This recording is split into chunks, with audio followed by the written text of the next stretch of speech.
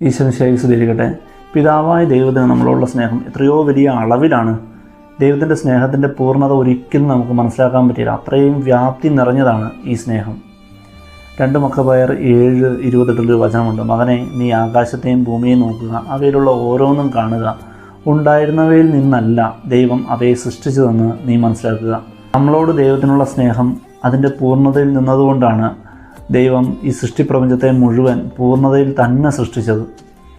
സൃഷ്ടികളെ മുഴുവൻ നമുക്ക് നോക്കാം. അവയിലൊന്നും അപൂർണമല്ല, എല്ലാം പൂർണ്ണത നിറഞ്ഞതാണ്.